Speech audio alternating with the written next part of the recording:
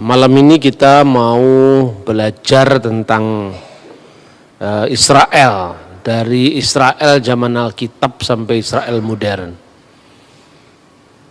Ada banyak sekali ayat-ayat dalam Alkitab yang berbicara tentang Israel.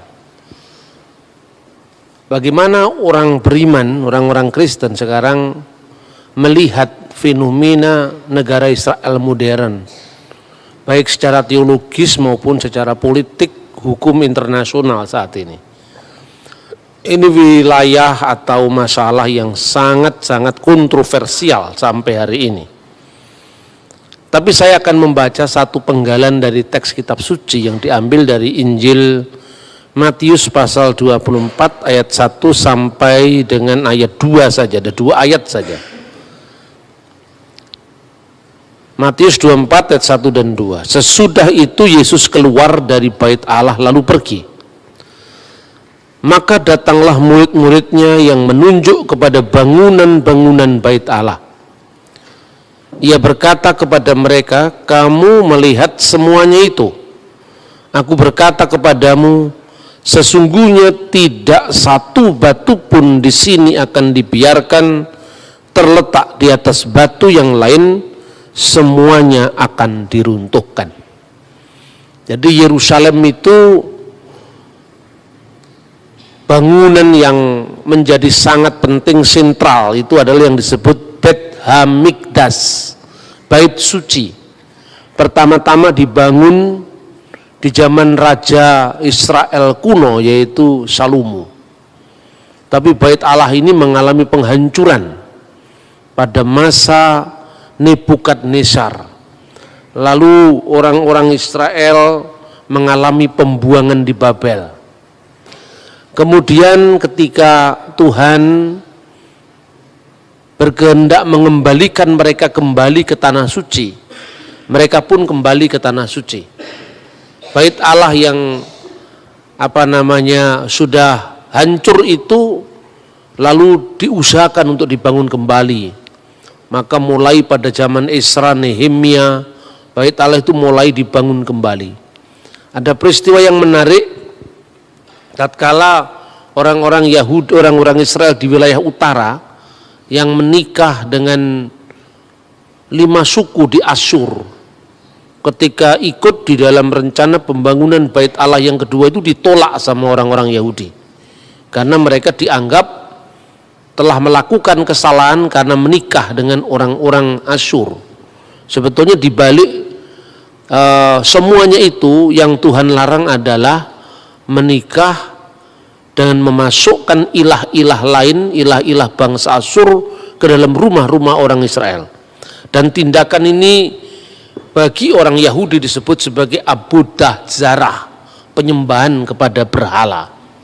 Karena itu orang-orang yang ditolak dalam pembangunan kembali bait Allah yang kedua ini lalu memisahkan diri dari bangsa Israel yang lain dan akhirnya dikenal sebagai orang-orang Samaria.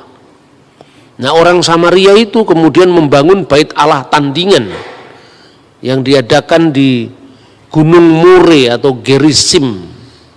Di sanalah mereka membuat bait Allah tandingan sebagai tandingan dari bait Allah Israel. Mereka juga memperingati upacara-upacara Paskah mereka, sama-sama Paskah. Karena Paskah bagi orang Yahudi itu adalah titik balik dari semua kehidupan mereka ketika mereka menjadi bangsa budak di Mesir, kemudian menjadi bangsa merdeka. Nah, mereka juga memperingati upacara yang dikenal dengan Akidah Yitzhak. Artinya pengikatan Iska, tapi itu diadakan kalau orang Yahudi itu di Yerusalem, di bait Allah Yerusalem, kalau orang Samaria di bait Allah Gerizim. Nah, cerita tentang orang Samaria ini memenuhi lembar-lembar perjanjian baru, tentang orang Samaria yang baik hati, yang terkenal, yang dipuji oleh Yesus, ortopraksinya, kelakuannya yang baik dipuji oleh Yesus. Tapi tatkala perempuan Samaria kemudian memberi minum kepada Yesus di perigi Yakub, di sumur Yakub, Murid-murid dan bahkan orang Yahudi pada umumnya tidak bisa ngerti kenapa Yesus begitu dekat dengan orang Samaria. Lalu orang Samaria itu pun bertanya bahwa Tuhan adalah orang Yahudi, haruskah minta minum kepada orang Samaria? Yesus secara ortopraksi, kelakuan hidup yang benar, itu memuji orang Samaria. Akan datang saatnya, dan kini sudah tiba saatnya kamu tidak menyembah Allah di gunung ini, maksudnya di gunung Gerizim, kiblatnya orang Samaria, tidak pula di Yerusalem. Karena Allah itu roh, maka hendaknya setiap orang menyembah Dia dalam roh dan kebenaran. Ungkapan yang sangat terkenal di dalam Yohanes pasal 4 ayat 24. Tetapi Yesus selalu mengatakan dalam konteks orang Samaria itu, bahwa keselamatan itu datang dari bangsa Yahudi. Artinya di sini Yesus memilih secara ortodoksia, secara kebenaran ajaran.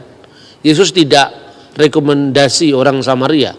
Kebenaran karena itu keselamatan itu datang dari orang Yahudi. Tetapi secara ortopraksia, secara perilaku hidup yang benar, buah-buah dari iman yang benar, Yesus juga memuji orang Samaria. Nah, itu sekilas tentang perbedaan orang Samaria dan orang Yahudi yang kemudian melatari bagaimana banyak kisah-kisah di dalam Perjanjian Baru termasuk bait Allahnya. Berabad-abad sampai pada zaman Yesus itu orang Yahudi dan Samaria itu saling mengutuk dan tidak menyapa. Yesus membenarkan perilaku yang baik dari orang Samaria, sekalipun Yesus tetap menekankan keselamatan itu datang dari bangsa Yahudi. Ritual-ritual orang Samaria masih sama dengan ritual orang Yahudi. Misalnya, yang paling terkenal itu adalah Akedah Yitzhak. Akedah Yitzhak itu adalah pengikatan Iskak. Nah, di dalam upacara Yahudi di Yerusalem, itu pusatnya ada di Bait Allah, Yerusalem. Diperingati setiap tahun baru Yahudi yang dikenal Rosh Hashanah. Mereka membaca teks itu, Kejadian pasal 22 ayat 2, tetap orang Samaria juga melakukan ritual yang sama. Disebutkan misalnya di sana tentang perintah untuk mengorbankan Iskak. Wa yumirkhahna et bincha et yehidka aser ahabta et yitzak vilehleka el aret hamurya. Firman Tuhan, ambillah anakmu yang tunggal yaitu Iska, yang kau kasih yaitu Iska, dan bawalah dia ke tanah Moria. Karena orang Samaria tidak mengakui kota Yerusalem sebagai kota di mana Ishak pernah dikorbankan, maka kata Moria dibaca dengan More, dan itu ditafsirkan sebagai bukit Gerizim, Gunung Ebal di Samaria. Nah, ini contoh, kalaupun di situ ada orang yang menuduh bahwa Samaria memiliki Taurat yang berbeda, ya betul, tetapi secara seluruhnya sama. Kecenderungan untuk mengubah Moria menjadi More itu karena orang Samaria justru konflik sama orang Yerusalem atau orang Yahudi di Yerusalem. Tapi yang lain-lain semuanya sama. Soal Paskah misalnya, soal Paskah sama, orang Samaria memperingati Pesah, tanda darah,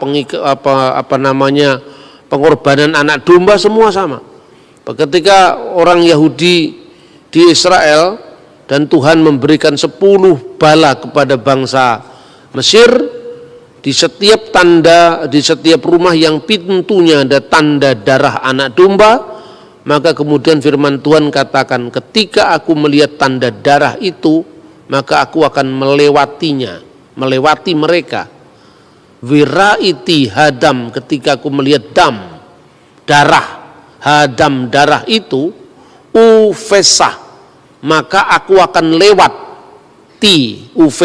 maka aku akan lewat alaihem, atas mereka. Dari kata Pesah kemudian menjadi kata Paskah, Passover, itu pun ritualnya sama. Orang Yahudi menggunakan simbol yaitu potongan daging anak domba, sejenis salad, Setiap tanggal 15 bulan Nisan mereka melakukan perjamuan Paskah. Lalu ketika roti dipecah-pecahkan, kemudian anggur sengsara dituangkan, itu urutan-urutannya ternyata persis sama dengan urutan-urutan perjamuan akhir Yesus. Jadi kekristenan itu sama sekali bukan menciptakan sesuatu yang baru, tradisi baru, tetapi benar-benar merupakan penggenapan dari perjanjian lama. Waktu mengangkat roti, orang Yahudi memecah-mecahkan roti itu, dan kepala keluarga dari keluarga Yahudi yang mengadakan Paskah itu, dan semuanya laki-laki. Makanya tidak mungkin ada perempuan yang duduk di kursi di meja perjamuan. Maka yang namanya Da Vinci Code dan sebagainya nggak usah dilihat, itu orang yang ngawur itu kan. Bagaimana seorang perempuan bisa duduk di meja perjamuan Pesah? Lalu pada saat itu kepala keluarga itu mengungkapkan kata-kata, inilah roti sengsara yang dimakan nenek moyang kita di Mesir. Itu bahasanya Aram, bukan bahasa Ibrani. Jadi dalam liturgi Yahudi itu sudah ada unsur Aramaik, unsur Ibrani. Ketika membaca kitab suci mesti bahasa Ibrani. Tapi beberapa ritual Yahudi itu bahasanya Aram. Misalnya halahama anniya diakalu afahtana bi'ar'a Misrayim. Inilah roti sengsara yang dimakan nenek moyang kita di tanah Mesir. Itu bahasanya Aram. Ketika mereka mengakhiri setiap ibadah mereka, mereka mengucapkan Ose Shalom, itu Ibrani. Ose Shalom bimromau huya ase Shalom alainu wekal Israel wimru imru amin. Itu Ibrani. Doa-doa mereka, doa berkat roti dan anggur, semua juga doa Ibrani. Baruch atah Adonai Elohenu melek ha'ulam, ya, purei pihagaven, yang telah memberkati buah anggur, dan seterusnya. Doa Yahudi juga mengenal doa bahasa Aram, misalnya ketika mengucapkan doa Kadis. Doa Kadis itu pakai bahasa Aram. Tetapi nama rumah ibadah selain yang di Yerusalem, Bet Hamikdas, yaitu bahasa Ibrani-nya rumah suci, Bet Hamikdas, bait Allah, itu banyak muncul di kitab Yehezkiel. Tetapi mereka menyebut rumah-rumah ibadat mereka yang di luar kota suci Yerusalem, yang menghadap semua ke Yerusalem, namanya adalah sinagogi, dan sinagogi itu bahasa Yunani. Maka tidak perlu dipersoalkan sekarang kenapa Injil Perjanjian Baru ditulis bahasa Yunani, kita bingung. Terus kita ini orang Kristen kecenderungannya memuja agama Yahudi, bukan Israelnya, agama Yahudi. Makanya kita suka kalau ibadah pakai shofar, ya kita semua pakai sampai selendang-selendang Yahudi dipakai, tapi yang ditiup cuman shofarnya, semanya yang pakai bahasa Ibrani dia nggak tahu. Makanya jadi aneh, gereja Pentakosta Karismatik pakai shofar, tidak ada satu kata Ibrani pun terucap, tapi yang ditiup cuman shofarnya, itu kan. Artinya kalau memang mau belajar ya benar-benar harus mendalam. Nah, pada saat mereka sudah berkat piala anggur itu dibagi-bagi, inilah roti sengsara yang dimakan nenek moyang kita di Mesir. Yesus tidak mengucapkan itu pada waktu perjamuan akhir, kan? Yesus mengucapkan inilah tubuhku yang dipecah-pecahkan.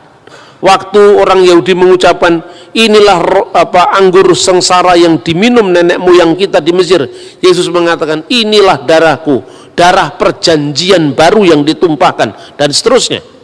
Tapi urutannya sama, urutannya memecah-mecahkan roti memberkati, kemudian menuang piala anggur memberkati, dan akhir dari ibadah Paskah itu adalah membaca Mazmur, yang di dalam Alkitab dikatakan, maka setelah menyanyikan nyanyian pujian, Yesus meninggalkan rumah perjamuan akhir itu, dan kemudian dia ke Taman Getsemani. Yang disebut menyanyikan nyanyian pujian itu bermasmur dengan masmur haleluya. Masmur yang diawali dengan halelu dalam bahasa Ibrani. Terpujilah halelu. Ya, terpujilah Tuhan, haleluya. Terpujilah Adonai atau Tuhan. Baru dibaca itu. Cara membacanya bagaimana? Ya kayak orang Yahudi selalu mengajikan teks-teks Taurat, teks-teks Jabur atau Mazmur. Dia mengucapkan misalnya samakti bi umerim libet Adonai nilak, ya. Jadi Mizmor li Daud, Mazmur dari Daud. Terus kemudian tata cara ini diambil alih oleh orang-orang Kristen kuno, baik itu orang Ortodok maupun Ritus Timur di Syria, di Mesir, di mana min Mazamir dari kitab Mazmur. Ibraninya Mizmor le Daud, Mazmur dari Daud. Sama orang Kristen diteruskan, kalau dia Yunani bahasanya Yunani, kalau Arab bahasanya Arab, kalau Aramaik bahasanya Aramaik. Mizmor le Daud menjadi min Mazamir le Daud dari Daud.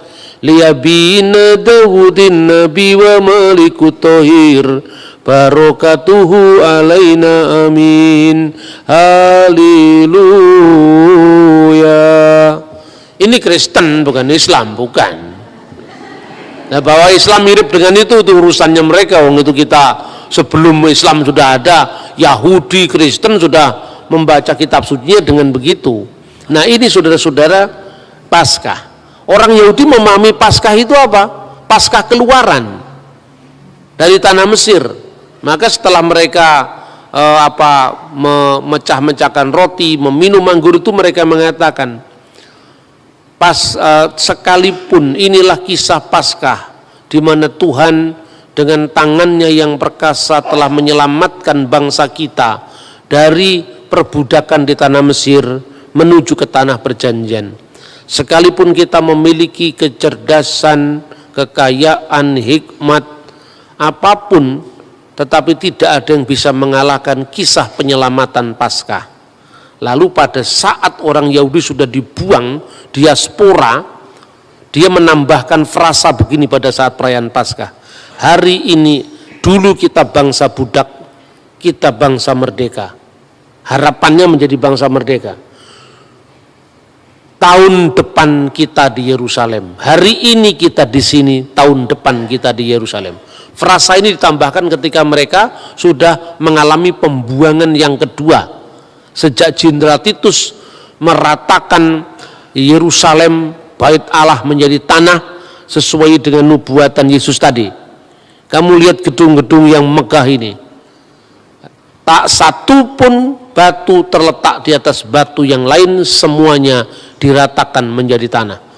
Sejak satu bangsa Yahudi mengalami diaspora di seluruh dunia, tetapi setiap Paskah mereka selalu mengatakan lesana haba'ah birusalaim, tahun depan kita di Yerusalem. Setiap dia merayakan Paskah dalam kondisi perbudakan itu selalu mengatakan lesana ba'ah birusalaim, tahun depan kita di Yerusalem. Ungkapan itu terus menerus bergema selama 2000 tahun. Maka ini unik ya, bangsa yang sangat unik.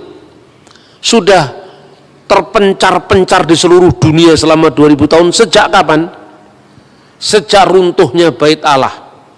Pada masa Jenderal Titus, kalau menurut penanggalan kita sekarang 5 Agustus tahun 70 Masehi, atau bertepatan dengan tanggal Tisa Be'ab, tanggal 9 bulan Ibrani Ab, tahunnya 823 setelah berdirinya kota Roma, kalau menurut kalender Julian. Itu bertepatan dengan 5 Agustus tahun 70 Masehi, kira-kira jam 3 petang. Bait Allah itu dilalap oleh api memasuki ruang Maha Kudus. Dan waktu itu menurut dokumen Yahudi yang bernama Megilot Ta'anit, gulungan puasa, itu dokumen ditulis tahun 160 Masehi. Sejak saat itu orang Yahudi harus puasa perkabungan di bait Allah, dan sampai sekarang mereka menangisi itu di bekas sisa tembok satu-satunya yang dikenal oleh orang non-Yahudi dengan tembok ratapan. Istilah tembok ratapan itu sebetulnya ejekan orang non-Yahudi. Lebih populer disebut dalam bahasa Arab haitun al-mubaka, tembok ratapan. Orang Yahudi sendiri suka menyebut dengan tembok barat, hakotel hama'arafi, tembok barat. Mereka tersinggung kalau disebut tembok ratapan, karena orang-orang non-Yahudi yang lihat orang Yahudi menangis-nangis di tembok itu, maka disebut haitun al-mubaka, tembok ratapan. Maka melalui deskripsi singkat ini menunjukkan bahwa betapa pentingnya Yerusalem bagi orang Israel selama 2000 tahun, sejak tahun 70 sampai nanti dia memproklamirkan kemerdekaannya, itu kemerdekaan Israel tahun 1948, bayangkan. Jadi lebih kurang kira-kira 1910-an tahun, kira-kira hampir kira-kira dari tahun 70 Masehi sampai tahap 1948. 1900 tahun lebih mereka terpencar-pencar di seluruh dunia, dan mereka kembali ke tanah air mereka semula, yaitu Israel. Itu catatan Alkitab, itu nubuatan Alkitab, ya kan? Karena itu unik, bagaimana hukum internasional tidak kalang kabut dalam menentukan status Israel, sementara negeri itu sudah mengalami pendudukan demi pendudukan dari kekuasaan bangsa asing. Maka karena pentingnya kota suci Yerusalem, secara khusus kota suci Yerusalem yang disebut Ir HaKodesh, kota suci Yerusalem, tetapi juga Eret HaKodesh, tanah suci Israel, atau Eret Yisrael, tanah Israel, itu begitu penting bagi orang Yahudi. Nah, lalu secara kronologi dari zaman ke zaman kita melihat bagaimana sekarang ini kota suci Yerusalem secara khusus dan tanah Israel pada umumnya itu menjadi perebutan antara Israel dan Palestina. Nah, ada yang membawa dalil agama, ada yang tidak membawa dalil agama, dan itu menarik. Karena apa? Ya, banyak orang Kristen bingung kemudian menyikapi itu. Katanya itu Israel menjajah Palestina, Pak. Nah, orang lain lagi mengatakan, oh tidak, itu memang haknya Israel. Tapi yang satu ekstrim mengatakan pokoknya peta Israel harus tidak boleh ada di muka bumi. Itu tuntutannya Hamas, tuntutannya kelompok-kelompok Islam garis keras. Begitu di dalam forum-forum kajian bersama-sama, Kristennya ikut-ikut ngomong, kita harus memperjuangkan hak Palestina. Iya betul, hak rakyat Palestina. Tetapi dalam konteks ini tidak usah harus kemudian menyangkal deskripsi Alkitab tentang Israel, kan gitu kan? Nah, satu pihak ketika kita membela Israel, juga kita tidak boleh tutup mata terhadap penderitaan rakyat Palestina yang menjadi korban konflik itu. Karena banyak orang Palestina itu bukan hanya orang Muslim, orang Kristen juga ada di antara mereka. Bahkan orang Muslim pun ada yang menjadi warga negara Israel. Jadi warga negara Israel itu ya ada orang Yahudi mayoritas, Kristen urutan ketiga, Muslim urutan kedua. Jadi justru orang Kristen itu minim sekali di negara Israel. Jadi ini fakta-fakta yang kadang-kadang tidak dilihat oleh orang Indonesia. Bahkan begitu bebasnya orang Muslim di Israel, mereka ini sudah mulai menerjemahkan Al-Quran dalam bahasa Ibrani. Maka muncul Quran bahasa Ibrani sekarang itu sejak tahun 1970-an udah terbit itu. Judulnya itu Ha-Quran Hamifwar, Quran yang mulia.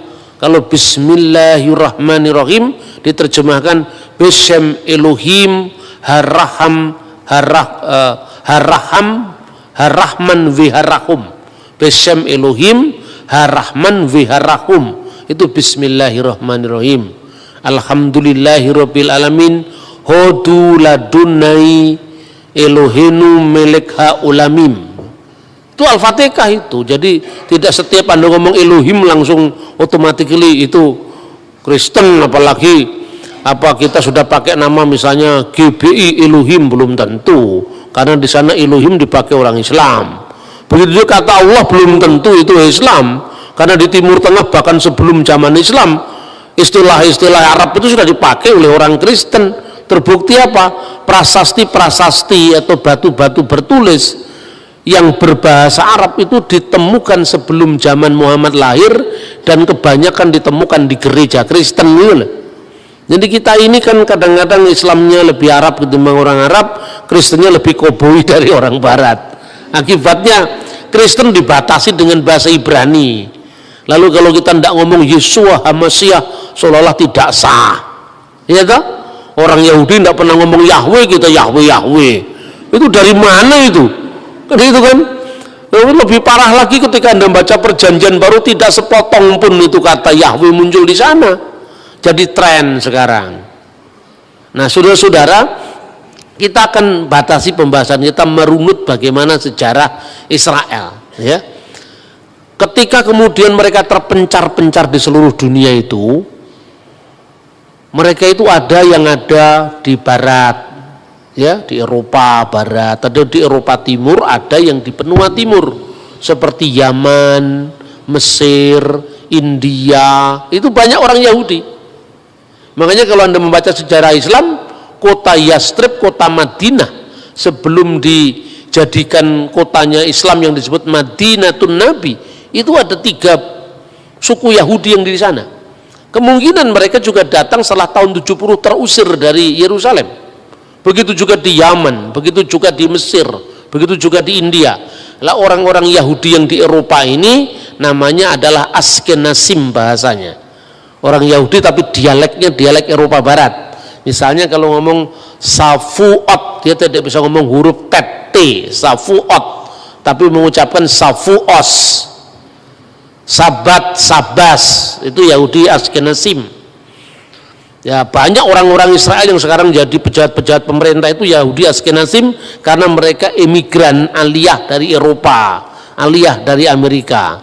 Tapi kalau mereka dari Yahudi Spanyol, orang-orang Yahudi Spanyol itu lebih fasih bahasa Ibrani. Kalau ngomong Safuot ya Safuot. Safuot itu Pentakosta maksudnya. Kalau ngomong Sabat ya Sabat. Baruh atah Adonai Elohenu Melek Olam, bahasanya lebih fasih. Begitu juga orang Yahudi itu dinamakan orang-orang Yahudi Sephardim, yang di barat, Eropa Barat, Amerika, Yahudi Askenazim, yang Yahudi di wilayah Eropa Timur, Spanyol secara khusus namanya Sephardim. Orang-orang Yahudi yang di Yaman, di Mesir itu namanya Misrahin. Jadi ada 3 kelompok itu bahasanya, dialeknya agak beda. Dan bahasa Ibrani sekarang cukup bisa dibedakan dengan bahasa Ibrani klasik dalam Alkitab. Nah, tapi satu mujizat luar biasa yang kita lihat, Pak. Bahasa Ibrani itu menjadi bahasa mati selama 2000 tahun. Bayangkan, 2000 tahun itu cuma jadi bahasa-bahasa di tempat ibadah. Paling-paling kalau di anak orang Yahudi dia membaca Shema Yisrael Adonai Elohenu Adonai Echad. Itu kalau orang-orang Sephardim bahasanya begitu. Jadi mendayu-dayu kayak Islam, bukan kayak Islam kayak ini lebih tepat karena ini lebih tua daripada Islam.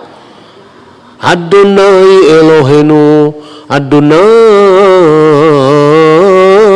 Echad, sambil meniup shofar itu.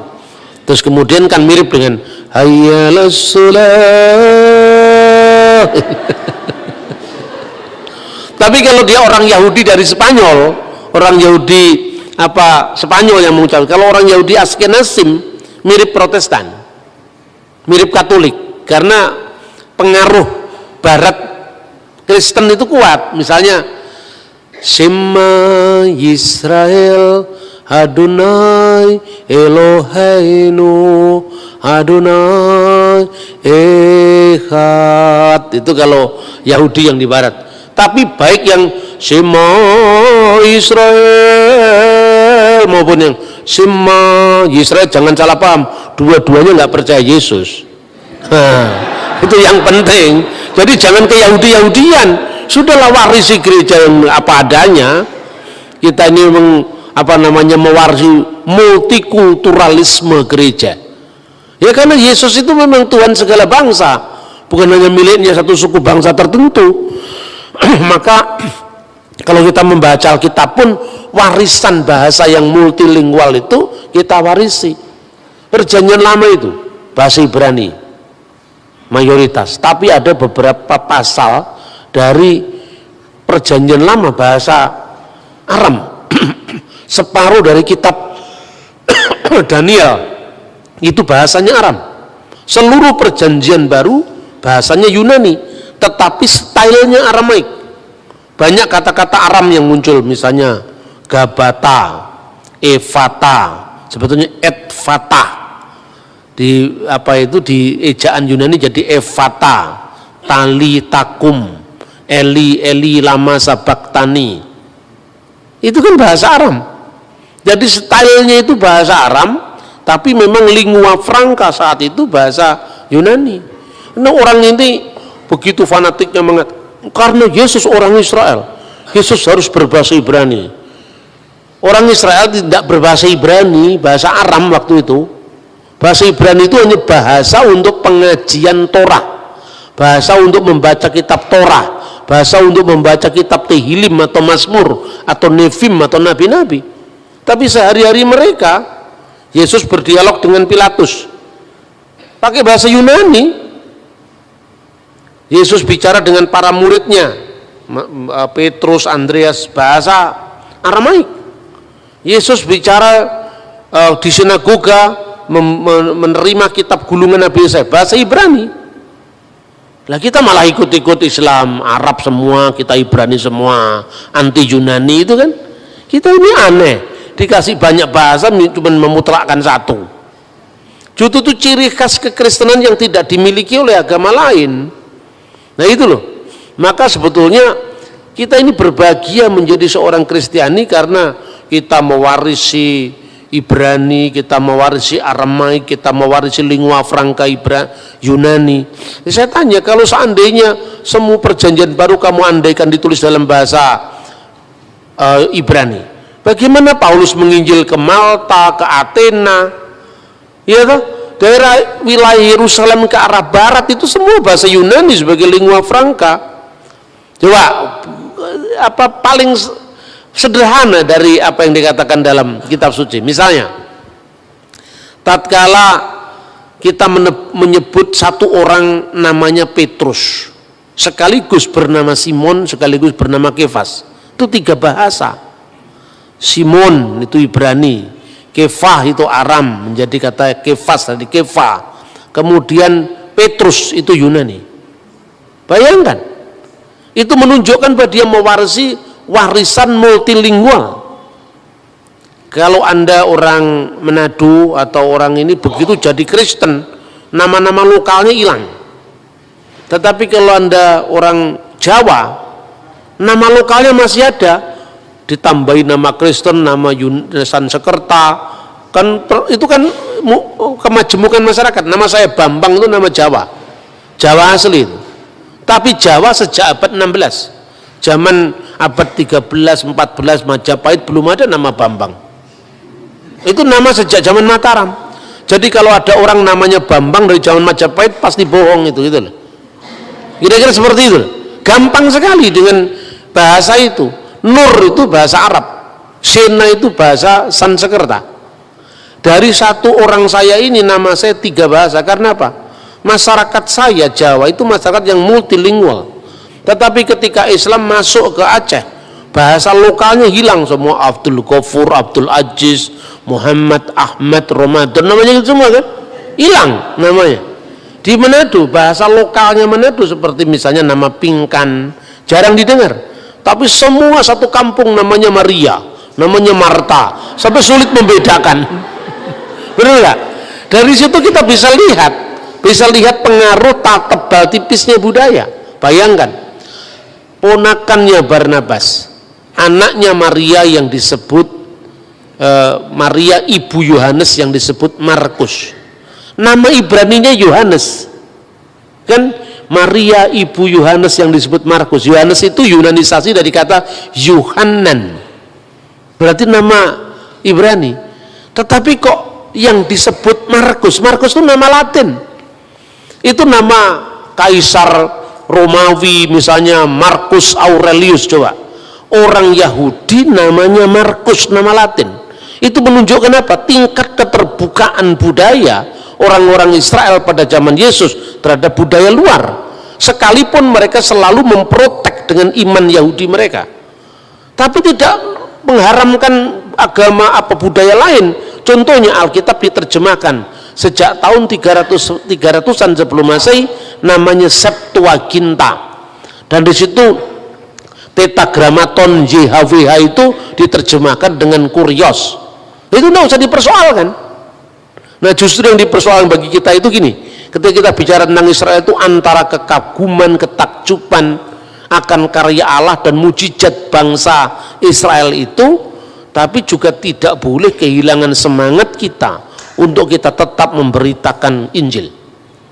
Karena ternyata orang Israel yang kita kagumi, yang kita sanjung-sanjung itu malah tidak percaya atau belum percaya dengan Injil. Itu satu. Kedua, kita harus memilah Yahudi yang ditawarkan kepada kita ini Yahudi dari abad keberapa. Maka kita harus lihat sejarahnya runut. Malah kita ini orang Kristen ikut-ikut jadi Yahudi. Terus sekarang ada sinagognya di Manado. Gara-gara dia bisa menemukan saya turunan Yahudi dari suku apa, ditinggal Tuhan Yesus. Keterikatan darah lebih kuat daripada keterikatan iman, gitu loh. Makanya orang Kristen tidak boleh mengalami penyakit yang namanya minderwaardigheid kompleks, kata orang Belanda. Jadi penyakit minder ini yang membuat Anda ini pengikut Yesus kok minder, kan gitu kan, nggak boleh yang seperti itu. Kita harus memilah Yahudi yang ditawarkan kepada kita ini Yahudi dari abad keberapa. Maka kita harus lihat sejarahnya runut. Malah kita ini orang Kristen ikut-ikut jadi Yahudi. Terus sekarang ada sinagognya di Manado.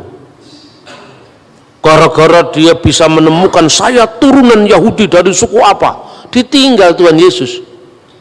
Keterikatan darah lebih kuat daripada keterikatan iman, gitu loh. Makanya orang Kristen tidak boleh mengalami penyakit yang namanya minderwaardigheid kompleks, kata orang Belanda. Jadi penyakit minder ini yang membuat Anda ini pengikut Yesus kok minder, kan gitu kan, nggak boleh yang seperti itu. Nah, saudara-saudara yang terkasih dalam Tuhan, dengan munculnya agama Islam, kota Yerusalem punya status baru, yaitu kota suci ketiga setelah Mekah dan Madinah. Tapi itu kapan mulainya? Maka semua klaim-klaim baik itu Yerusalem itu miliknya Islam, itu tanah wakaf sampai akhir zaman misalnya, kemudian dia Yahudi. Untung orang Kristen tidak terlalu ikut mengklaim. Karena apa? Bagi orang Kristen Yerusalem baru itu lebih penting ketimbang Yerusalem sekarang. Sekalipun keterikatan kita dengan Yerusalem lama ini tetap ada, karena ini historis sifatnya, sejarah sifatnya, antara nubuat dan penggenapan, antara simbol dan hakikat. Makanya tidak mungkin ada perjanjian baru tanpa perjanjian lama. Tidak mungkin ada Israel baru yang disebut gereja tanpa Israel yang lama. Sedangkan simbolnya aja mulai Pesah, Paskah juga sama kok. Kitabnya orang Yahudi utuh-utuh kita terima tanpa revisi apapun. Soal beda terjemahan itu lazim lah. Yang luar biasa kan gini, orang dituduh kitabnya palsu. Ini pembahasan besok. Bayangkan 2000 tahun lebih Samaria Yahudi berpisah. Kurang dari 2000 tahun sejak tahun 90 Masehi Kristen dan Yahudi berpisah. Tapi Tauratnya masih sama. Yaitu Taurat Musa itu loh. Dari Kejadian, Keluaran, Imamat, Ulangan, Bilangan, Ulangan. Sama. 2000 tahun berpisah. Tauratnya Yahudi, Tauratnya Samaria, dan Kristen sama. Cuma orang Samaria tidak percaya dengan Yosua terus sampai Maleakhi, dia tidak percaya. Karena apa?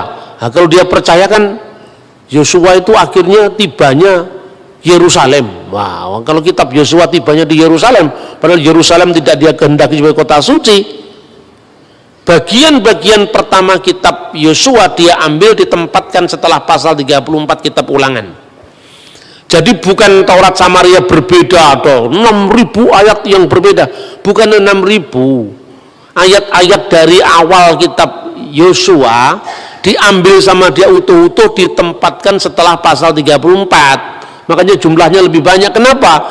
Karena dia tidak mau pilih semua Yosua, apalagi nabi-nabi, karena arahnya kok semua membenarkan Yerusalem gitu lah. Kira-kira seperti itu.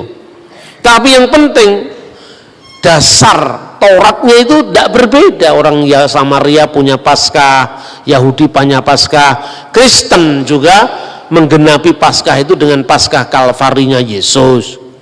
Nah, kalau orang Islam boleh aja dia menerima Taurat, boleh saja, tapi kan Taurat yang dibayangkan sendiri, Taurat yang diturunkan kepada Nabi Musa lewat malaikat Jibril. Namanya kepercayaan itu kan hak asasi setiap orang. Tapi kalau saya katakan kami juga punya Taurat, Pak, saya bilang ya, tapi Tauratmu Taurat dari alam lain karena nggak pernah eksis. Tauratnya Islam kan Taurat dari alam lain kan nggak punya eksistensi sama sekali.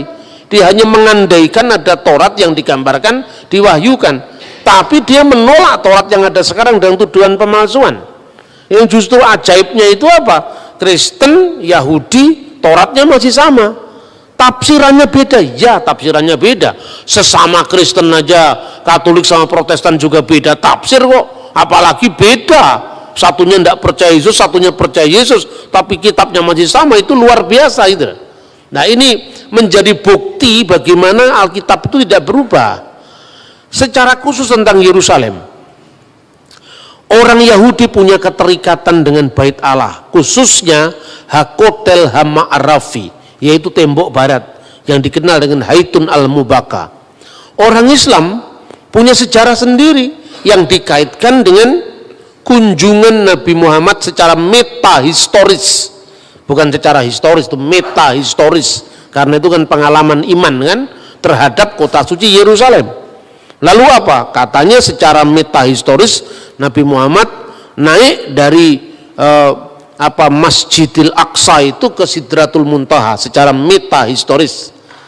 Ya, makanya di atas tempat di mana menurut pandangan Islam dulu Nabi Muhammad naik ke Sidratul Muntaha, kemudian sejak zamannya Khalifah Abdul Malik bin Marwan tahun 695 didirikan masjid yang dikenal Dome of the Rock, Masjid Kubatus Sokroh, Masjid Kubah Biru, Kubah Emas, Masjid Kubah Emas.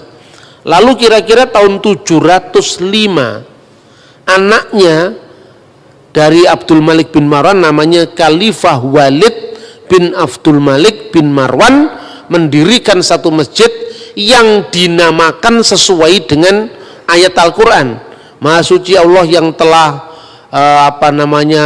menjalankan hambanya pada malam hari dari Masjidil Haram ke Masjidil Aqsa.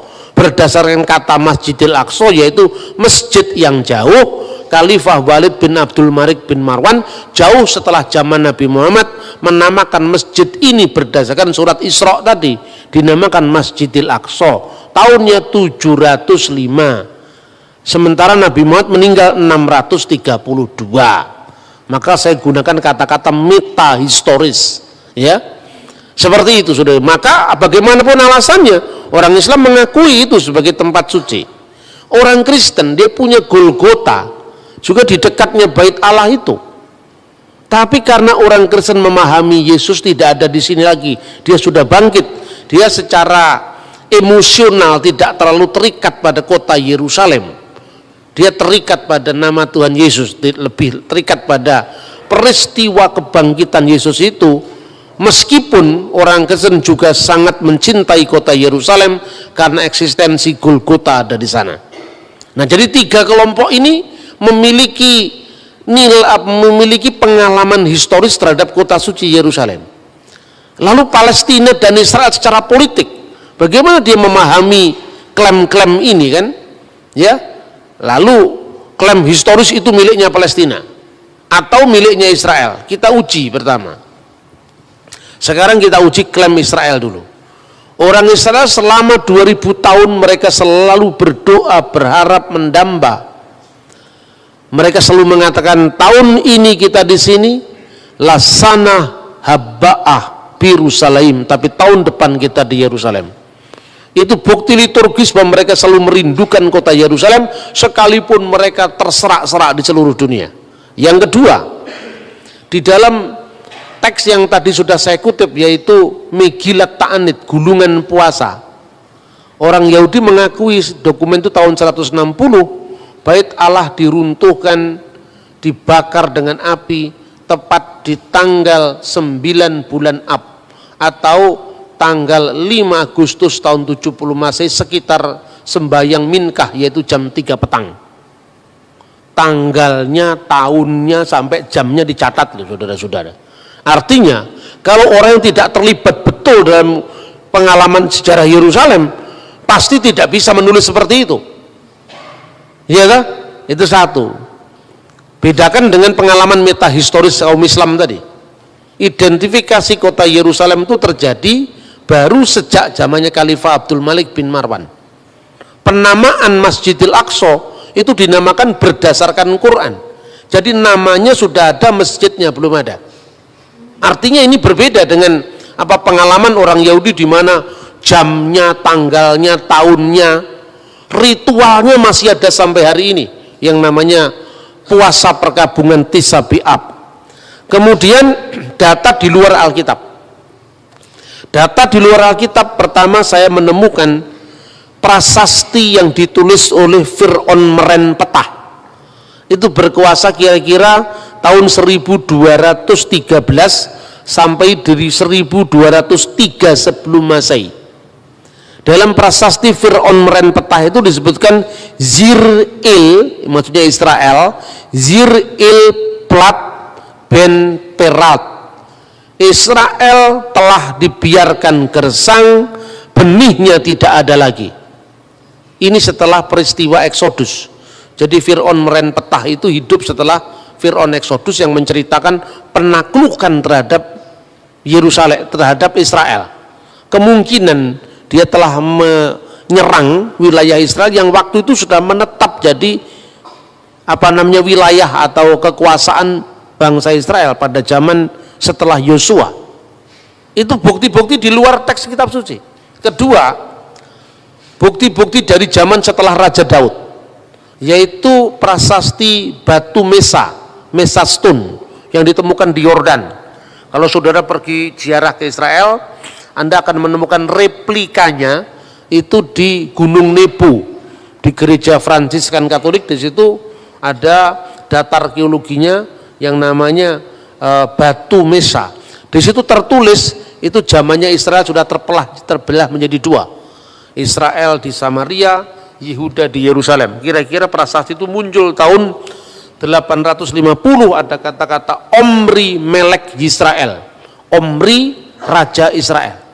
Jadi artinya Israel sebagai negara yang berdaulat dengan teritorial tertentu itu sudah ditulis dalam prasasti Merenpetah dari abad 12 sebelum Masehi.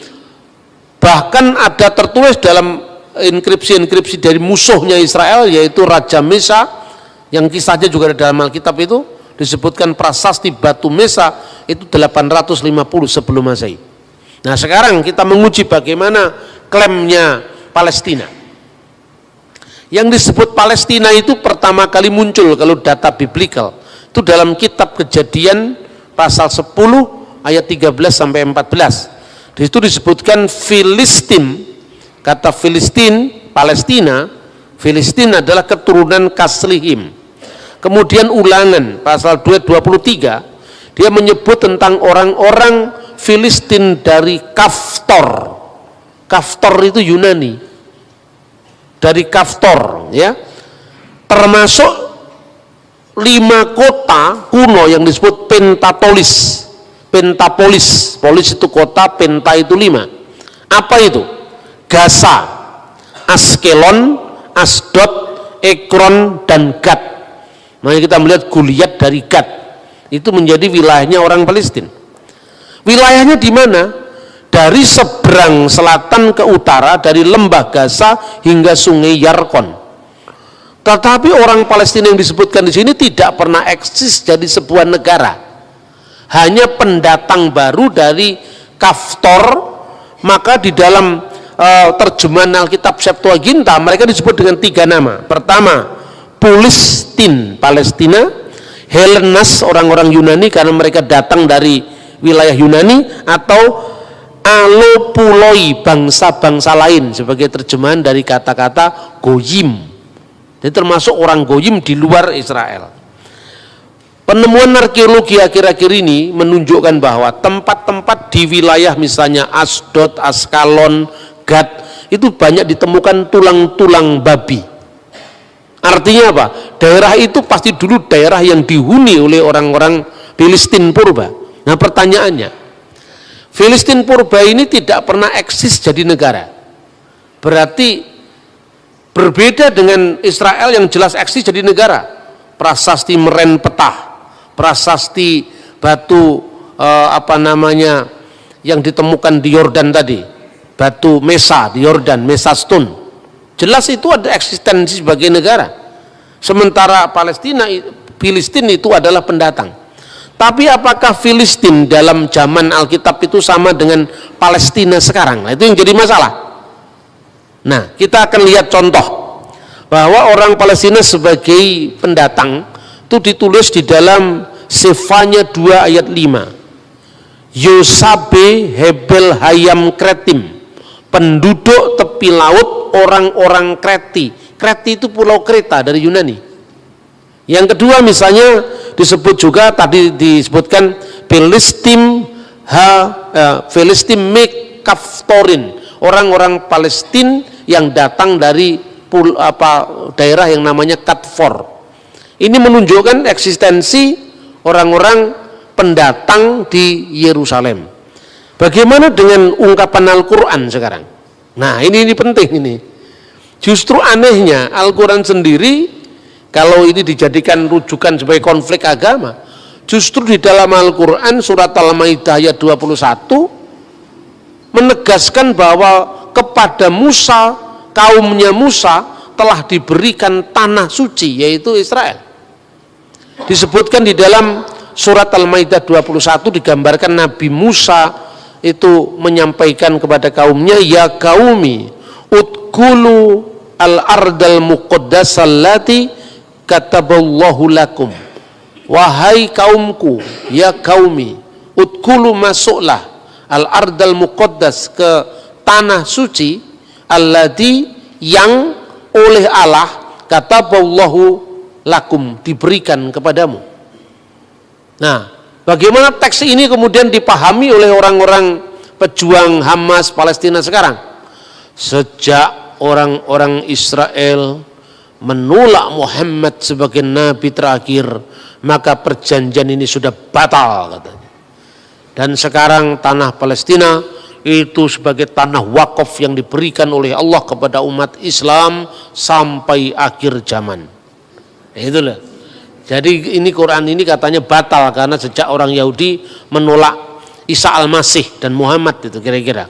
Nah itu satu. Kemudian kalau Palestina itu, Palestina modern, memakai dalil agama untuk menguasai Israel, maka mereka harus mau disamakan dengan apa yang dikenal dalam Quran kaum raksasa, kauman jabarin. Kauman jabarin, orang-orang raksasa yang diusir dari tanah suci bersamaan dengan masuknya kaum Musa. Dan itu disebutkan di dalam surat Al-Maidah ayat 22. Kacau kalau itu dilakukan, kalau dalil agama. Israel terlalu kuat dalilnya. Baik dalil itu hukum internasional maupun data sejarah di luar Alkitab maupun data sejarah Alkitab, bahkan Quran sendiri menyebut itu adalah miliknya Israel. Kan gitu kan? Nah ini repot. Dan yang ketiga sekarang, nama Palestina modern itu yang dikenal sekarang, apakah itu sama dengan Filistin? Ternyata tidak. Karena apa? Setelah runtuhnya Bait Allah tahun 70 Masehi, kira-kira tahun 136 Kaisar Hadrianus menguasai Yerusalem secara lebih keras lagi. pasca pemberontakan Bar Kokhba itu oleh Rabi Yahudi saat itu ditahbiskan jadi putra bintang, itu adalah Mesias. Tapi ketika Bar Kokhba kemudian ditundukkan oleh Romawi, maka orang-orang Yahudi semua terusir semua. Saat itu nama Israel harus terhapus dari peta sejarah. Makanya dibuat sebuah strategi untuk menghapuskan negara Israel. Nah, pada zaman dahulu Israel kan dijajah oleh Romawi. Pada saat kematian Herodes Agung, ketiga anaknya diberikan warisan oleh pemerintah Romawi karena bangsa Yahudi tidak suka dan ketiga anak Herodes Agung ini, yaitu Herodes Antipas, kemudian Herodes Archelaus, kemudian Herodes Philippus. Mereka tidak setuju dengan tiga-tiganya, tapi dipaksa jadi tiga. Yang pertama wilayah Galilea yang diperintah oleh Archelaus, wilayah satunya wilayah Antipas yaitu adalah wilayah Yudea dan wilayah Samaria. Ketiganya ini diberikan pada anak-anak Herodes. Pada waktu Jenderal Kaisar Hadrian dengan para jenderalnya menguasai Yerusalem, akhirnya apa? Terjadi perluasan kota. Jadi wilayah Yudea dijadikan provinsi, wilayah Galilea dijadikan provinsi, wilayah Samaria, dataran tinggi Golan dijadikan provinsi. Maka wilayah Syria digabung dengan wilayah Yudea dan namanya adalah Syria Palestina. Nama Palestina justru yang mengangkat itu adalah kaisar pagan yang namanya Hadrianus. Maka wilayah Syria, untuk menggantikan nama Israel, menghapus dari muka sejarah, diperkenalkan istilah baru yaitu Syria Palestina. Itu abad kedua. Kota Yerusalem harus terhapus dari peta. Karena selama ada impian tentang kota Yerusalem atau tanah Israel, nanti orang Yahudi terus-menerus mengatakan lesana habba'ah Birusalaim, tahun depan kita di Yerusalem. Selama nama-nama Israel, Yerusalem tidak hilang dari ingatan orang Israel, selama itu Roma tidak yakin bahwa Israel tidak bangkit lagi sebagai sebuah kerajaan, maka kota Yerusalem bersamaan dan penghapusan kota Israel dihapus dan dinamakan dengan Alia Capitolina, dan nama itu diabdikan untuk dewi kafir mereka, Alia Capitolina. Menariknya, kata Yerusalem tidak muncul dalam Al-Quran, tidak muncul dalam hadis. Al-Quran tidak muncul satu kata pun tentang kata Yerusalem. Kalau Israel ada, ya Bani Israel, tapi kata Yerusalem tidak muncul. Tradisi Islam kemudian setelah Quran dan setelah hadis menyebut Yerusalem dengan Al-Quds, kota suci. Al-Qudus, kota suci. Karena Yerusalem menjadi kota suci ketiga setelah Makkah Al-Mukarramah, Madinah Al-Munawwarah, dan Al-Quds, yaitu kota suci ketiga, kota Yerusalem. Yang menarik, perjanjian Umar bin Khattab ketika memasuki kota Yerusalem, dia adalah sahabat Nabi setelah Abu Bakar, kemudian Umar. Lalu pada zaman Umar dia melakukan Mistaq al-Umariyah, yaitu perjanjian atau konstitusi Umar. Dia menyebut kata Yerusalem penduduk Ilia, dan kata Ilia itu ada dari kata Alia Capitolina. Jadi artinya justru data dari sumber sejarah Islam klasik malah tidak menyebut kota Yerusalem sesuai dengan nama yang diberikan dari Taurat, kota Salem, dan nama yang diberikan kitab nabi-nabi, Yerusalem, tapi nama yang diberikan oleh kaisar pagan yaitu Elia, Alia Capitolina. Maka segala macam identifikasi secara teologis dari Quran maupun dari sejarah Islam akan merugikan Palestina. Karena apa? Yang jelas Quran tidak menyebut kata Yerusalem, Quran malah menyebut kata tradisi Islam kemudian malah menyebut kota Alia, dan Alia itu membenarkan Alia Capitolina. Kalau dia menyebut Filistin, itu sama dengan tadi kaum raksasa yang dikalahkan Daud, yaitu Goliat. Dan itu ada dalam surat Al-Maidah, kaum raksasa yang diusir dari kota tanah suci begitu kaum Musa memasuki kota suci itu. Ini sulitnya identifikasi keagamaan bagi perjuangan Palestina. Lalu sisa satu lagi, kalau gitu apa yang harus dilakukan? Ya lihat dari hukum internasional sekarang. Satu-satunya begitu, tidak bisa pembenaran secara agama. Kalau pembenaran agama, Israel pasti menang. Wong jelas itu datanya tidak hanya ada dalam kitab suci, baik Taurat, Injil, Quran, bahkan catatan-catatan sejarah yang menunjukkan bahwa bangsa Israel memang eksis sebagai bangsa. Tetapi hukum internasional memang tidak memiliki aturan yang jelas. Bagaimana kalau sebuah negara 2000 tahun sudah hilang kemudian kembali? Lah ini hanya ada di dalam rencana Tuhan, tidak ada di hukum internasional ini. 2000 tahun sudah meninggalkan kota Yerusalem, jadi masalah. Di situ sudah pernah diduduki orang Roma, setelah Roma Persia, setelah Persia Roma lagi, setelah Roma kemudian Arab. Setelah Arab, kan bangsa Arab itu menduduki ketika zamannya dinasti Umayyah, zamannya Khalifah Abdul Malik bin Marwan. Lalu dinasti Umayyah runtuh jadi dinasti Abbasiyah, kemudian dinasti Mamluk Mesir. Terakhir adalah dinasti atau kekalifan Ottoman. Kekalifan Ottoman itu Turki modern. Nah, waktu Perang Dunia Pertama tahun 1914, mereka kalah dengan lawan-lawan mereka. Karena Turki di pihak yang kalah perang, maka otomatis daerahnya diserahkan kepada yang menang perang. Itu Perang Dunia Pertama 1914. Lalu diserahkanlah kepada Inggris.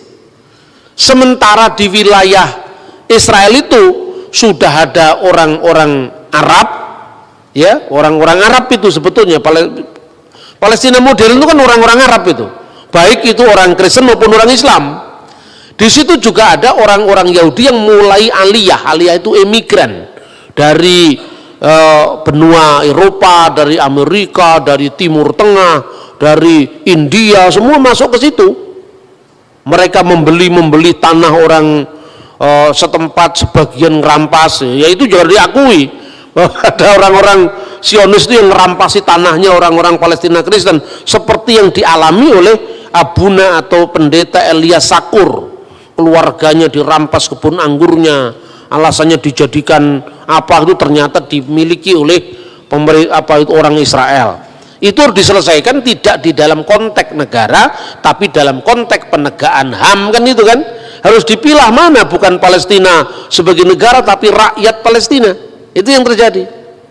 Makanya pada saat sekarang ini ada seorang Arab Kristen Palestina, namanya adalah Hanan Nasrawi. Dia selalu memenangkan diplomasi di forum internasional. Kalau pihak Hamas itu pihak Islam yang garis keras itu munculnya setelah Intifadah tahun 1987. Mereka selalu mengatakan hapus peta Israel dari muka bumi, ya itu kan cakar PDW itu.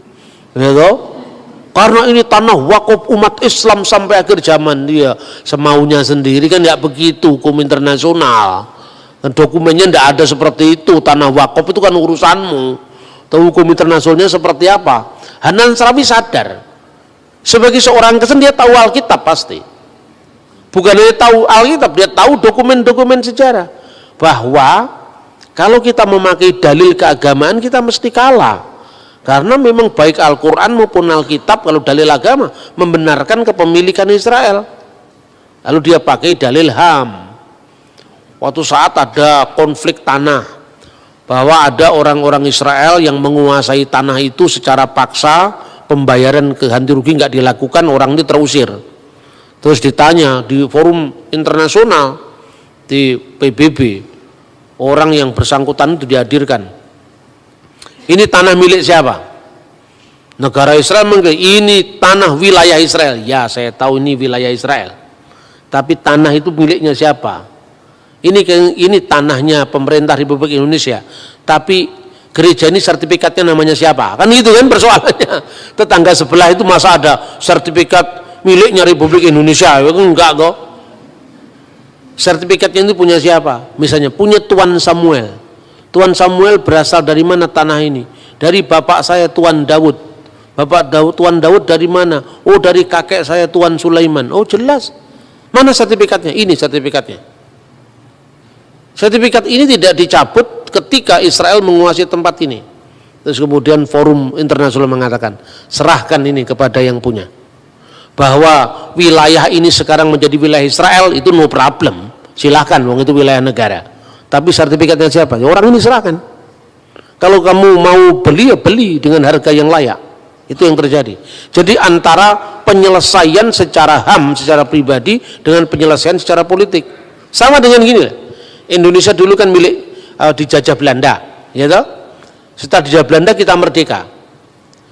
Tanah yang kita miliki ini tanah nenek moyang kita sebelum Indonesia merdeka, ya toh? Berarti sekarang mentang-mentang Indonesia merdeka, terus yang punya ini misalnya orang Timor yang sekarang masuk Portugis.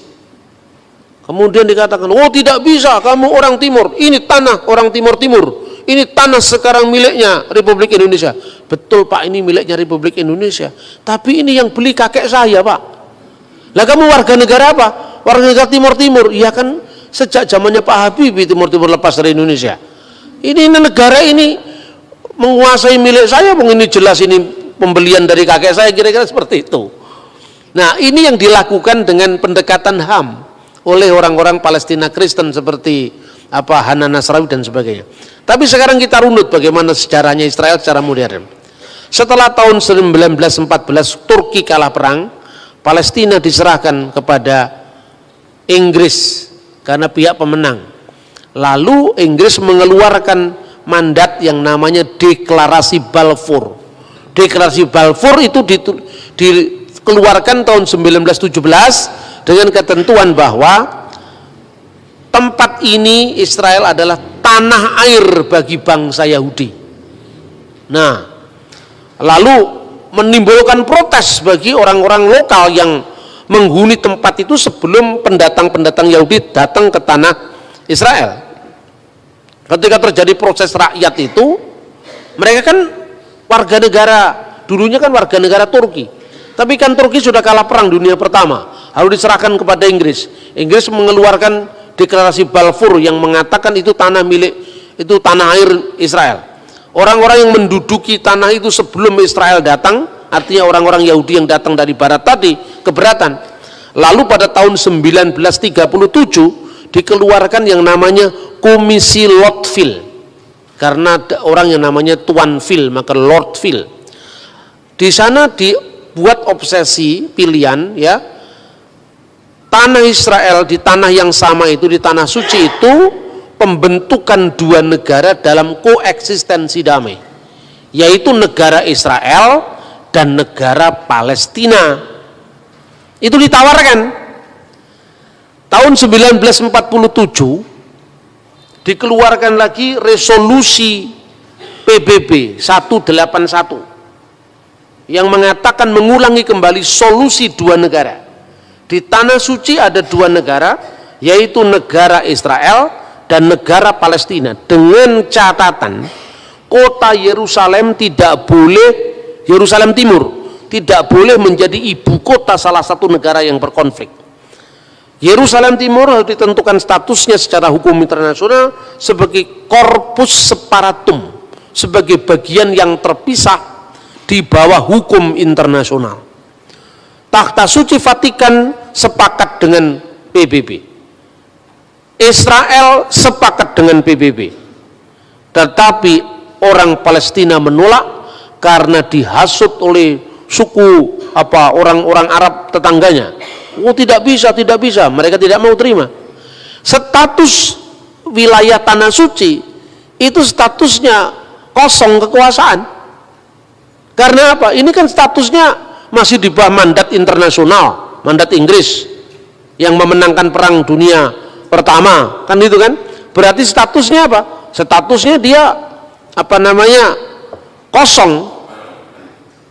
Ketika orang-orang Palestina masih sibuk menolak dan mereka punya agenda, menghapus Israel dan tidak ada negara Israel sampai kapanpun juga di wilayah Palestina.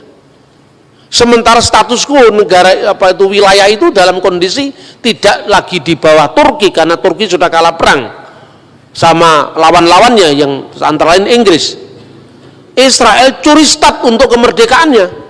Ya, mumpung ini masih kosong, tidak di wilayah siapa-siapa, kemudian ada deklarasi Balfour yang mendukung itu tanah air Israel. Soal Palestina nanti mau terima atau tidak urusan lain. Yang penting sudah ada jalur hukum bahwa ini adalah statusnya kosong. Maka dia proklamirkan kemerdekaan 14 Mei 1948. Itu kira-kira seperti itu loh. Jadi kalau saya membahasnya kan netral saya ngomong sejarah ya sejarah. Begitu 14 Mei 1948 negara Israel diproklamirkan, negara-negara Arab mengeroyok Israel. Salah satunya Lebanon, Suriah, Irak, Yordan, Mesir, dan Saudi Arabia. Negara-negara Arab yang mengeroyok Israel itu tidak semuanya Islam. Lebanon mayoritas Kristen waktu itu. Jadi tidak bisa kita batasi hanya konflik agama. 5 negara tadi kalah semua sama Israel.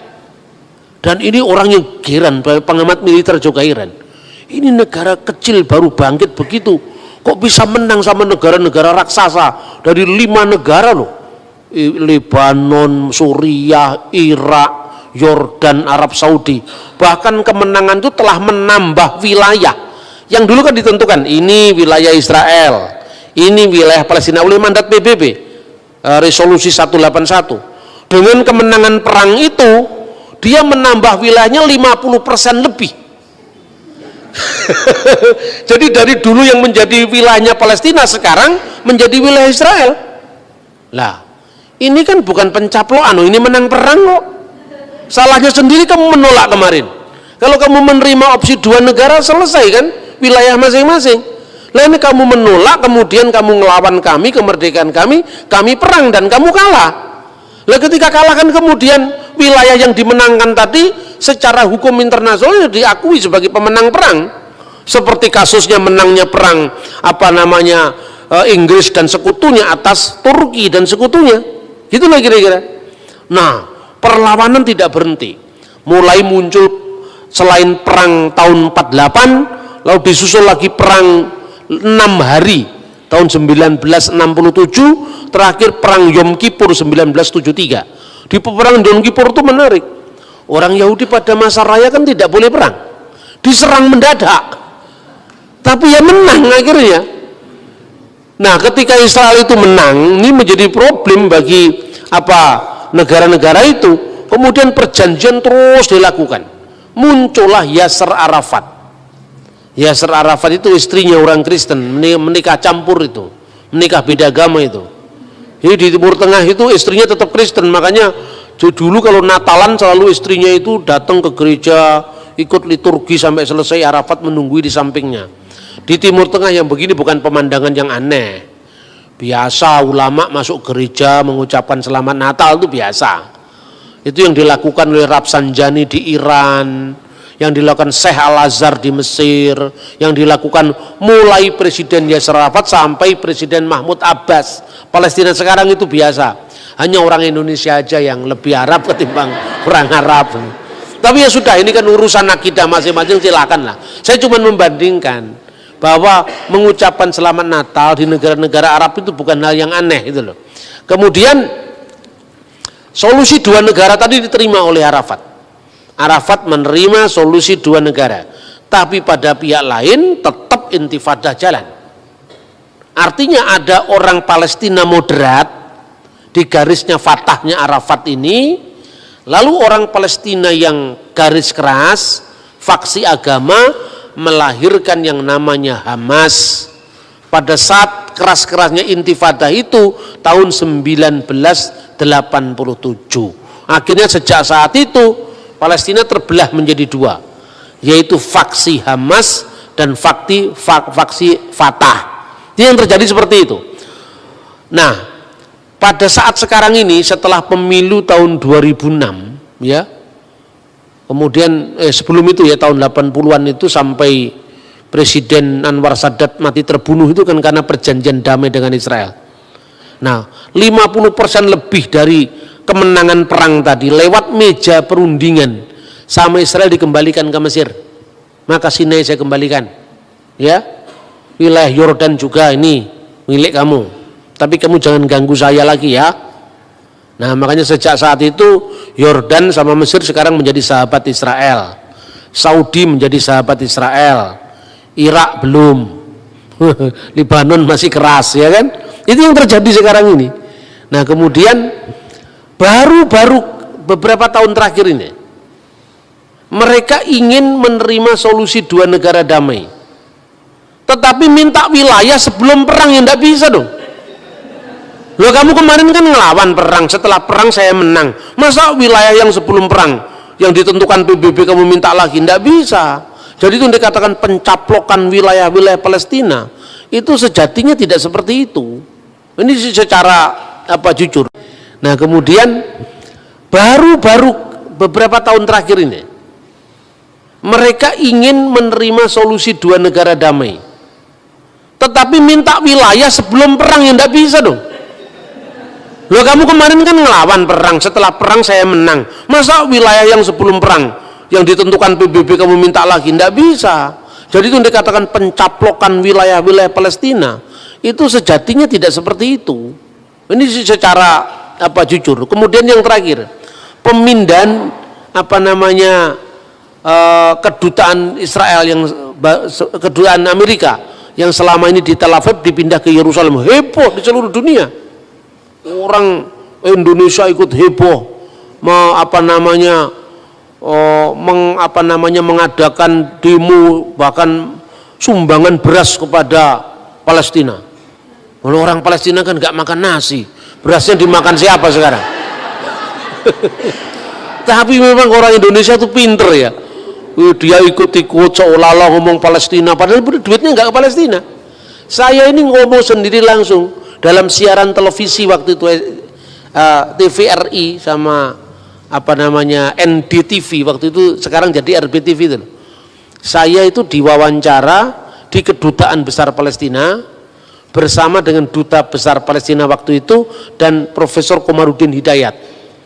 Nah, kemudian di awal dari wawancara itu Pak Dubes itu mengatakan begini, kami tidak pernah menerima bantuan sepeser pun dari orang-orang yang demo itu untuk Palestina. Justru bantuan dari PGI yang kami terima, bantuan dari KWI yang kami terima. Lalu yang demo-demo untuk Palestina itu kemana itu? Orang Israel, orang Palestina nggak makan beras, berasnya terus kemana? Jangan dijual untuk biaya demo berikutnya, atau biaya kampanye partai tertentu, kita nggak tahu. Itu yang terjadi. Makanya begitu mudah kita ini dihasut oleh masalah agama. Pemilu tahun 2006, kemudian Hamas ikut pemilu, Fatah ikut pemilu. Fatahnya kalah dengan Hamas. Faksi Islam garis keras menang. Kenapa kekalahan Fatah? Salah satunya partai nasionalis ini korupsi. Ini sejak dulu sama begitu. Makanya kalau Anda ke partai nasionalis, hati-hati jangan mencintai mamon. Ideologinya bagus tapi mentalitasnya rusak. Karena di sana terkenal sekali orang-orang Fatah itu banyak melakukan pungutan-pungutan pada rakyat Palestina. Di tengah-tengah kesulitan seperti itu, maka rakyat Palestina pro kepada asal beda dengan Fatah. Hamas menang telak. Waktu menang telak itu, kemudian negara-negara barat kebingungan, wah ini kalau partai garis keras ini menang, ini tidak ada lagi perundingan terhadap Israel. Maka kemudian salah satunya bantuan untuk Palestina, yang itu sebenarnya tersalur nggak tahu kemana, untuk bikin merakit bom itu nggak tahu kemana, itu langsung ditarik. Kemudian setelah ditarik diadakan lobbying lagi, waktu Ismail Haniyeh masih menjadi Perdana Menteri, tapi presidennya dari Fatah, yaitu Mahmud Abbas. Nah sekarang ini jujur, wilayah Gaza itu wilayah menjadi markasnya Palestina, faksi Hamas. Wilayah West Bank, wilayah tepi barat itu wilayahnya Fatah. sampai hari ini. Makanya saudara-saudara ngomong tentang Palestina itu rumit. Nah, ketika Donald Trump memindahkan kedutaannya ke wilayah Yerusalem Timur, itu langsung heboh rame. Saya waktu itu ada di sana. Saya nginep di hotel yang sama untuk demo itu. Itu yang demo cuma beberapa gelintir orang. Tapi foto-foto demo dari tahun kesekian dimunculkan di Indonesia. Jadi kami itu hanya tertunda mungkin hanya setengah jam. Jadi mereka itu teriak-teriak, pasang spanduk, kemudian ya mereka tertib demonya juga. Bis asing itu keluar, lalu mereka jalan, nggak nutup jalan. Itu di Indonesia beritanya heboh sekali. Katanya ini Yerusalem sedang kacau, makanya orang nggak berani ke Israel. Padahal aman-aman saja Israel.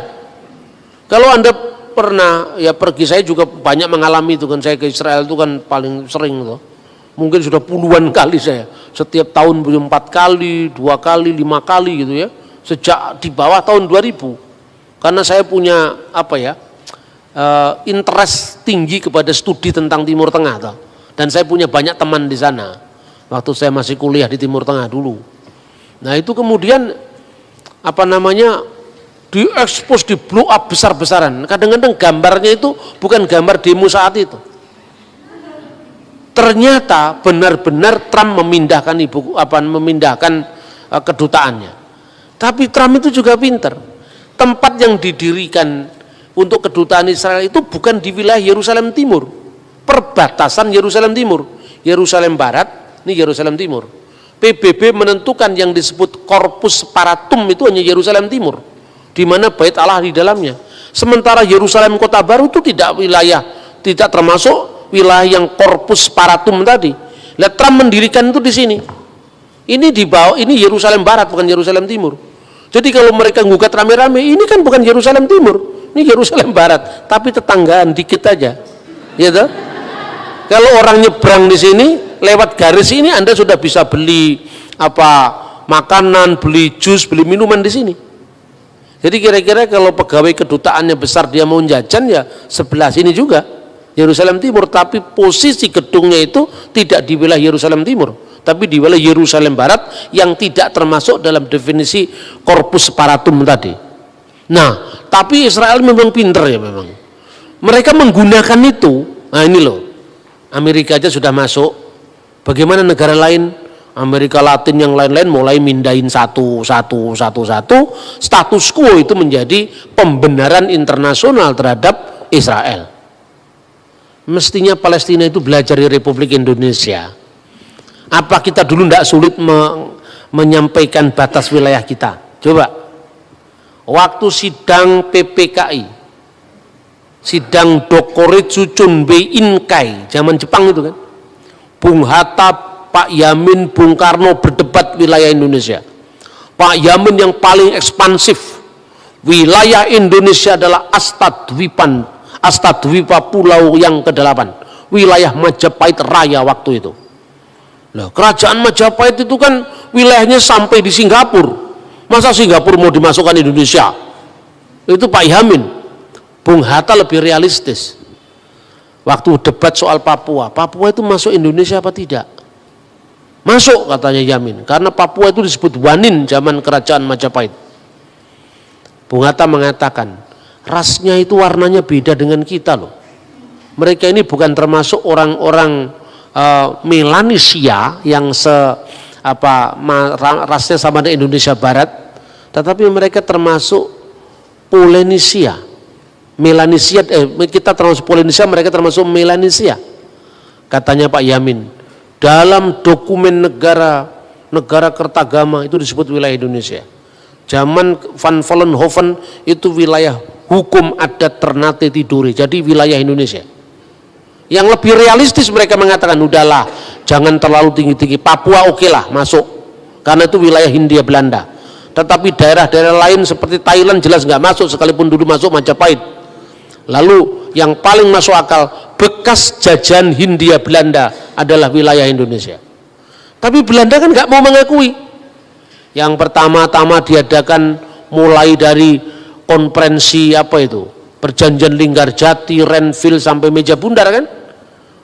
Pada awal-awal tahun 46 Perjanjian Linggarjati hanya mengakui Indonesia itu wilayahnya seluruh Jawa, Madura dan Sumatera.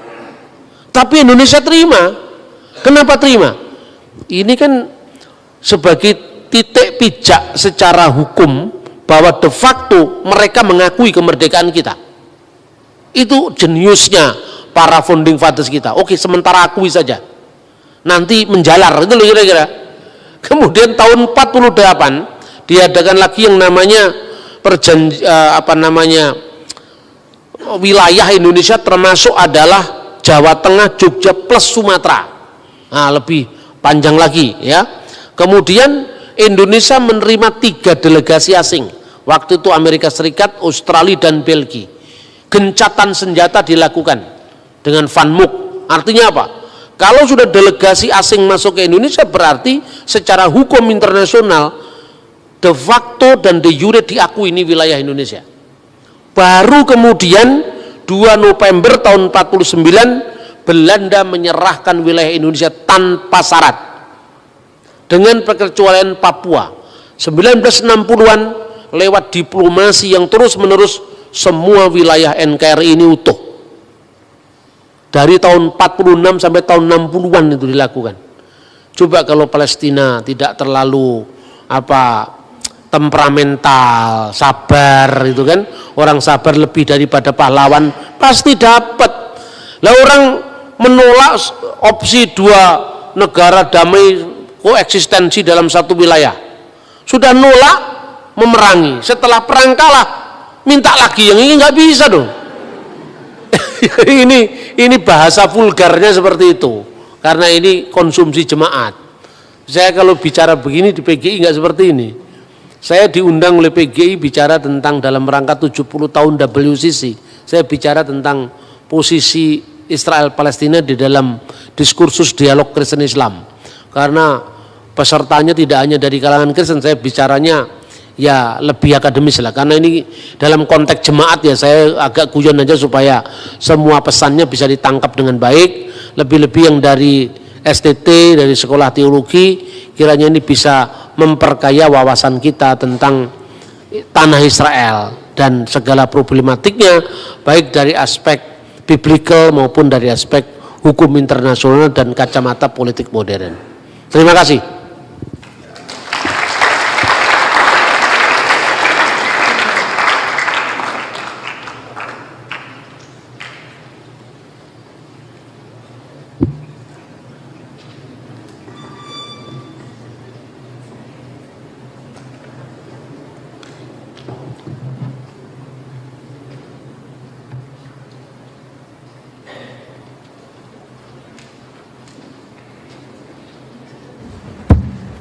Ya, kita akan masuk tanya jawab. 1 orang 1. Kalau saudara tanya 2 atau 3, kita hanya akui 1. Ya, sampai supaya lebih banyak orang dapat kesempatan. Dan ada mic yang disiapkan. Ya, tolong ini kamera ada yang atur.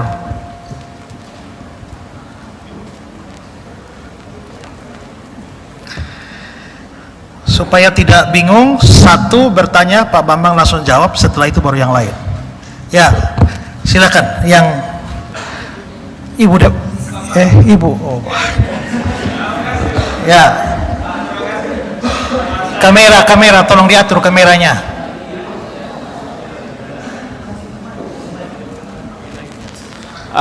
Terima kasih. Nama saya Ian dari komponen Perkantas.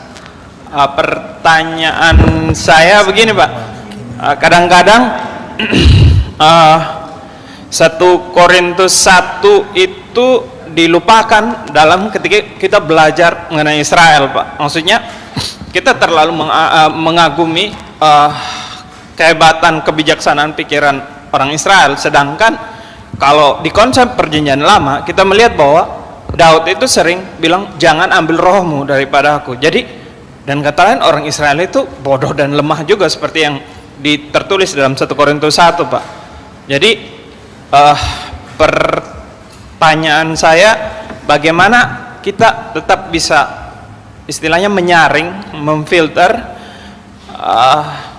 bagian mana yang perlu kita pelajari dari Israel dan bagian mana yang tidak perlu, Pak? Karena sejujurnya orang zaman sekarang ini kalau saya lihat, Pak, dia gayanya gaya Yunani, Pak. Jadi kebijaksanaan, sofi-sofi kayak gitulah, Pak. Jadi mohon tanggapannya, Pak. Terima kasih. Ya, langsung Pak Bambang. Ya, terima kasih. Memang konteksnya 1 Korintus 1 itu kan bicara tentang orang Yunani dan orang Yahudi. Orang Yahudi meminta tanda, orang Yunani mengejar hikmat, kan itu kan? Nah, orang Yahudi meminta tanda, karena tanda di situ adalah tanda mujizat. Sementara mereka mengharapkan Mesias itu kan Mesias politik yang menang perang. Lah kok malah disalibkan itu kan? Makanya bagi orang Yahudi itu satu batu sandungan. Kita berharap Mesias yang menang, kok masa Mesias yang disalib. Bagi orang Yunani, kalau orang Yahudi meminta tanda, mujizat, orang Yunani Sophia Setousin, mengejar Sophia. Sophia itu yang menjadi kata filosofia, mencintai kebijakan. Dari kata filosofia kemudian muncul kata filsafat. Bagi orang Yahudi itu adalah satu batu sandungan karena nggak cocok dengan apa yang mereka inginkan. Mesias menang, Mesias politik, ternyata Yesus disalib. Tapi bagi orang Yunani itu satu kebodohan. Mereka merasa sebagai bangsa yang telah melahirkan para pencerah peradaban, Plato, Aristoteles, bahkan kita belajar teori atom dari Demokritus, dari teori Pitagoras sampai sekarang di gelar matematika itu muncul dari Yunani. Kira-kira seperti itu. Bagi orang Yahudi adalah batu sandungan, bagi orang Yunani kebodohan. Tetapi Allah menantang, mana orang yang mau mendebat, mana itu orang berhikmat. Ya kira-kira seperti itu. Salib yang menjadi kebodohan bagi orang Yunani, salib yang menjadi batu sandungan bagi orang Yahudi. Bagi kita yang diselamatkan, salib adalah kekuatan Allah dan hikmat Allah.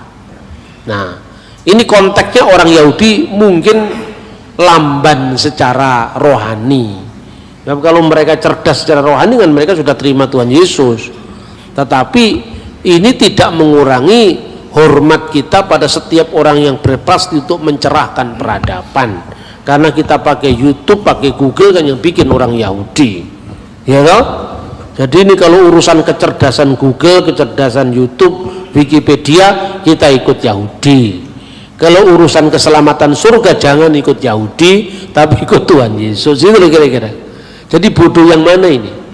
Kalau bodoh dalam konteks iman, ya. Tetapi kalau dalam konteks ilmu pengetahuan, ya kita masih berhutang sama orang Yahudi sampai hari ini. Saya kira itu. Oke, baik. Berikut.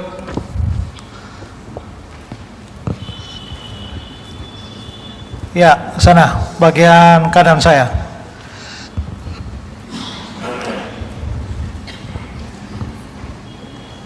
Baik, terima kasih. Saya Ray dari PMK. Jadi saya ingin bertanya, kan dari berdasarkan hal yang tadi diberikan oleh Bapak Bambang itu disebutkan bahwa kita orang Kristen ini tidak lagi mengetahui Yerusalem sebagai kota suci dan kita ini sedang menunggu Yerusalem yang kedua begitu. Yang ingin saya tanyakan itu kan sekarang masih lagi dalam konflik Israel Palestina. Yang ingin saya tanyakan itu apa tempat berdiri kita sebagai orang Kristen dalam mendukung hal tersebut? Apakah kita mendukung Yerusalem milik Israel karena secara sejarah itu memang milik Israel, atau apakah kita mengecam Israel karena telah melakukan pelanggaran HAM, ataupun kita hanya membiarkan saja semua itu terjadi dan berdoa saja begitu? Dari saya, terima kasih. Tentu kita tidak bisa membiarkan penindasan. Orang Kristen harus menyatakan salum di tengah-tengah situasi dunia yang tidak adil, keadilan, membawa keadilan di tengah-tengah dunia yang tidak adil. Kan seperti itu kan? Jadi kita tidak bisa membiarkan kesewenang-wenangan orang Israel terhadap rakyat Palestina. Tetapi untuk kota Yerusalem, ya memang ini secara historis memang itu miliknya Israel menurut saya. Tapi mesti dicarikan jalur-jalur yang sifatnya dialogis, ya, supaya tidak perlu ada korban lagi dalam konteks konflik dengan yang lain. Tetapi kalau misalnya tadi dikatakan Yerusalem menurut mandat PBB dan menurut pengakuan hukum internasional bahwa itu adalah korpus separatum yang lalu terpisah dari Israel dan Palestina, sebetulnya ini menarik karena apa? Palestina ibu kota Ramallah, Israel ibu kota Tel Aviv, kan gitu kan? Tapi Israel ingin Yerusalem tetap menjadi ibu kota mereka. Nah, menurut saya asal bukan Yerusalem Timur kan sebetulnya itu bukan wilayah Yerusalem yang dimasukkan dalam korpus separatum tadi. Yerusalem wilayah Timur itu Yerusalem kuno itu loh. Karena di situ ada Bait Allah, karena di situ ada sejarah mereka bangsa Yahudi. Mereka tidak ingin dilepaskan dari sejarah masa lalunya gitu loh. Bagi kita orang Kristen mungkin nggak terlalu emosional seperti orang Yahudi. Tapi kalau Anda orang Kristen, darahmu Yahudi tetap akan terikat dengan itu. Kan gitu kan kira-kira. Jadi bagaimana mencari solusi itu? Ya salah satunya begini. Soal politik bisa diselesaikan dalam konteks dialog-dialog lewat forum-forum internasional. Tidak usah lewat perang. Nah, yang kedua, persoalan HAM diselesaikan. Nah, ini menarik sekarang terakhir-akhir ini ya. Orang Yahudi itu, orang Israel itu mengantisipasi. Kira-kira kalau jumlah penduduk Palestina nggak di stop, itu pasti kalah mereka. Itu loh. Makanya ini kekhawatiran juga karena orang Israel itu anaknya cuma 2, cuma 3. Orang Palestina anaknya banyak-banyak. Lebih-lebih yang Islam karena boleh menikah lebih dari 1.